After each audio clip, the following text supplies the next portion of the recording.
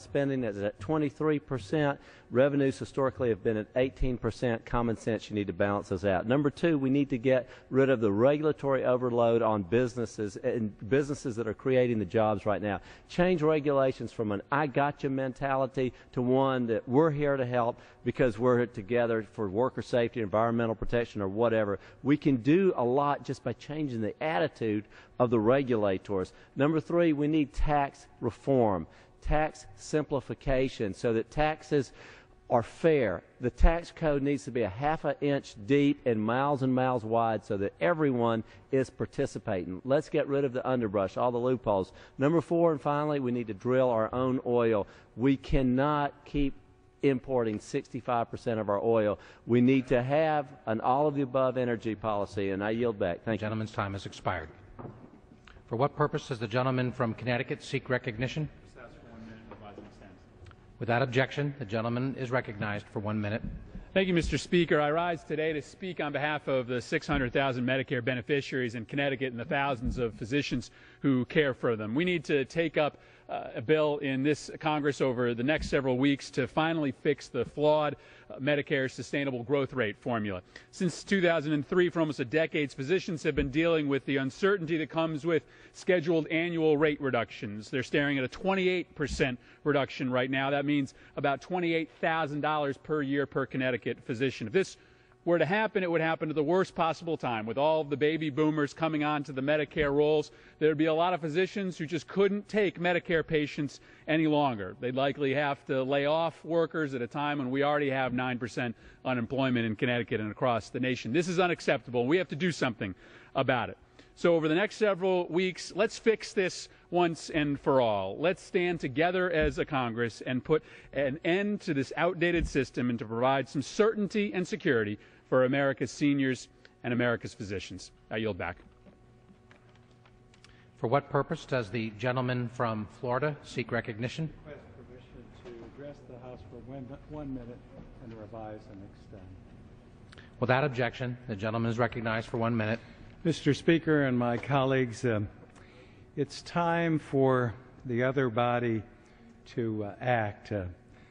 The Republican-controlled House of Representatives have a plan for putting Americans back to work.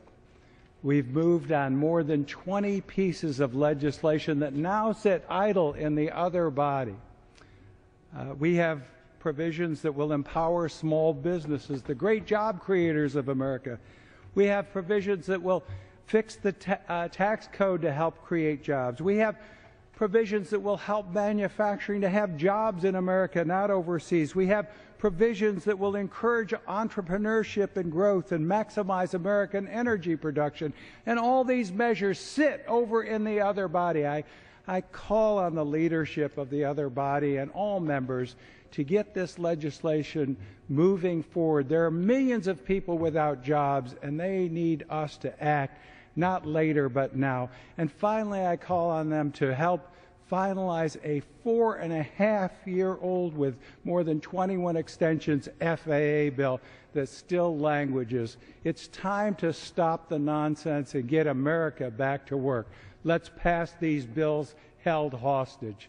Thank you, and I yield back the balance of my time. Time has expired. The chair now lays before the House the following personal request. Leave of absence requested for Mr. Doyle of Pennsylvania after 4:30 p.m. today. Without objection, the request is granted.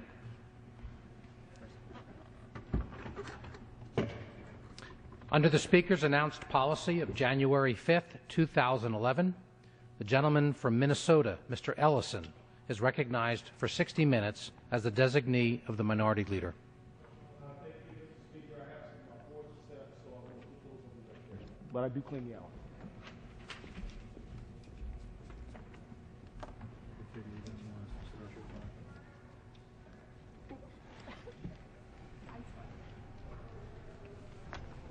Thank you.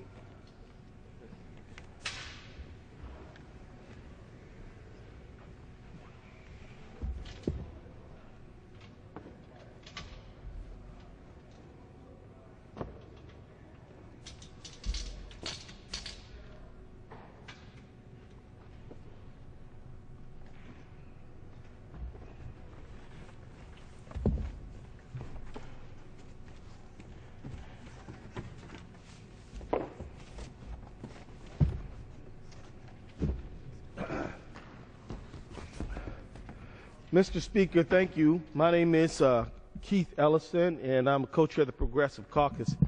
And hereby I do claim this special order hour on behalf of the Progressive Caucus. Right away, I'd like to introduce my good friend from the great state of Georgia, Congressman Hank Johnson, who has served with distinction along with me since 2007. Congressman Johnson is the whip of the Progressive Caucus, and tonight we're going to be talking about jobs, income inequality, and we're going to be talking about this issue on behalf of the Congressional Progressive Caucus. Our webpage is right here at the bottom of this document that I'm showing, Mr. Speaker, so we do encourage people to sign up and get a hold of us. But right away, in the very beginning of this hour, I want to recognize my friend from Georgia so that he can make some introductory remarks about the importance of jobs just as soon as he's willing, he's ready to take it on. But if the gentleman is prepared to make some open and preliminary remarks about the importance of jobs, economic justice in the American middle class, I would like to yield to the gentleman. Take it away there, Congressman Johnson. I yield to you. I thank the gentleman from Minnesota, my junior in the House. When I say that, I mean we're both juniors, having served now in our third terms, and we will be officially recognized, I guess, if we're fortunate to make it back for the 113th Congress. That'll be our fourth term. We'll be seniors, and we will be permanent seniors. That's right. As long as the voters allow us to be. And we certainly want to do what the voters want us to do here. And what the voters of the 4th Congressional District of Georgia tell me over and over and over again, day in and day out, 24/7, is that jobs is the issue.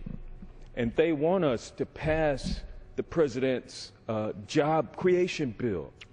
They don't understand why simple proposals that will create jobs and reinvigorate our economy is something that we can't come to grips with here on the House floor.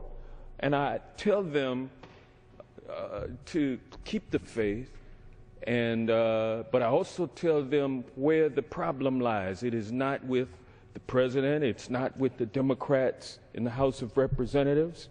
It's with my friends on the other side of the aisle, the Tea Party, Grover Norquist Republicans, who want to balance the budget. Their mantra, or their main issue, is balancing our budget, and certainly our budget needs to be balanced.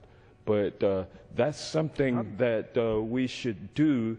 It's not our first priority. Our priority right now, and I agree with the people of the 4th District, it should be jobs. And if we don't create jobs, if we leave people on unemployment or having expired, unemployment having expired, that means less money circulating in the economy. If there's less money circulating, less economic activity, less job creation. And so there's a lot that we can do, Mr. Congressman Ellison, to help the people, especially during this holiday season. Well, gentlemen, yield back. I just want to say, this is a holiday season. We should have a spirit of charity and looking out for our fellow Americans during this time of year. But unfortunately, we have seen a no jobs agenda from the party opposite, from the majority party. We have been here 11 months. We haven't seen any jobs bills out of them. They say that tearing apart the EPA is a jobs bill. It is not a jobs bill. They say that getting rid of and damaging the National Labor Relations Board is somehow going to bring forth jobs. It will not. Everything they say is a jobs bill basically boils down to two things. I think you might agree, Congressman, is deconstructing health and safety rules and cutting taxes for people who already are rich. And this is not a jobs bill. A jobs bill is taking care of our nation's infrastructure, putting our veterans back to work, as we try to do today the Democratic caucus offered a motion to recommit to help support jobs for our veterans, get small businesses to hire them, and we didn't get any Republican support, which is, quite amazing to me. The fact is that, yes, here we are nearing the end of this year, nearing the end of 2011, and we're seeing unemployment insurance perhaps about to run out. We're seeing payroll taxes cuts about to run out. Therefore, some people will see the end of their unemployment insurance, and other people will see an increase in their payroll taxes. And it just shocks me that our Republican friends are all for tax cuts. Can't wait to vote for a tax cut. Dying to vote for a tax cut whenever the recipient of the tax cut is rich. But if the tax cut happens to go to somebody who works hard for a living, who goes to work, gets their hands dirty, and comes home, they don't want to see a tax cut for that person. They just want to see tax cuts for only some people. And I think that you're right to describe our colleagues as the Tea Party Grover Norquist Republican Party, because that seems to be who's running things over there. I mean, I remember, my father was a Republican. He is a Republican. He hasn't voted that way in a while, but he says, I remember you guys could go down there and talk. You could debate the issues. Some of us wanted to pinch a penny a little harder. Some of us wanted to emphasize, pulling yourselves up by your bootstraps a little more. You liberals want to help, everybody. That's what he says about me. But the point is, we could find a way to get along.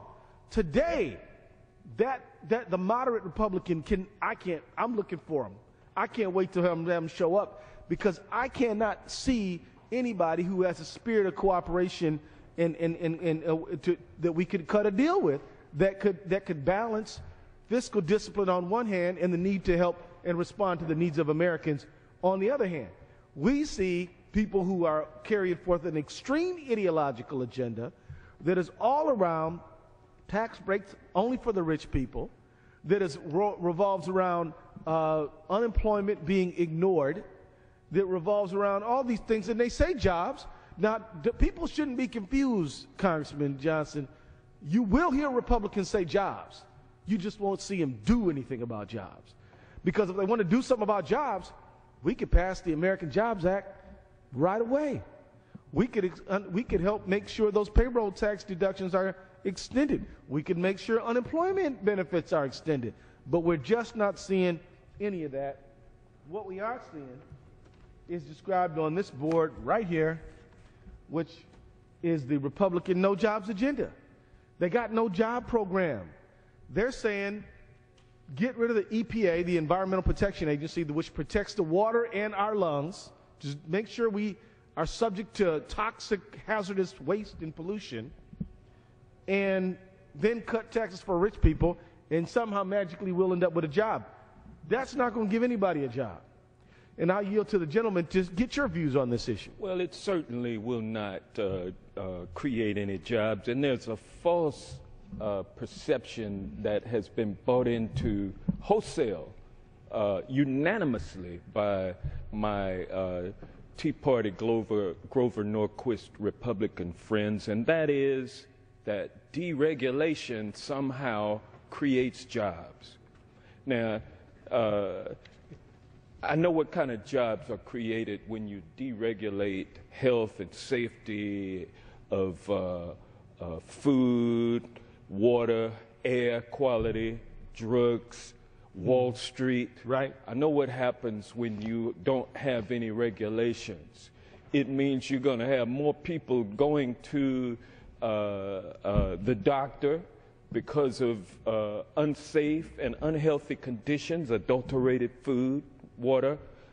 It means that you will have more asthma people in the mortuary business trying to determine the cause of death for people.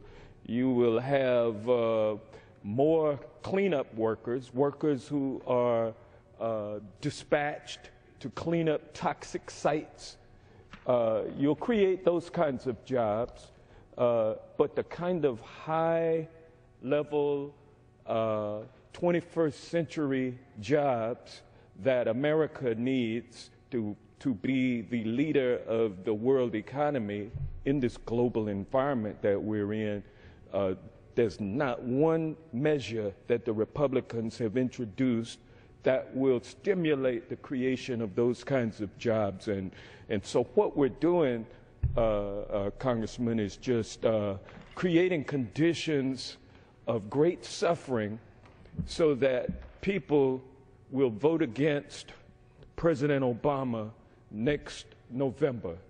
The stated goal of my friends on the other side of the aisle, and their main central goal, is to make sure that President Obama is a one-term president.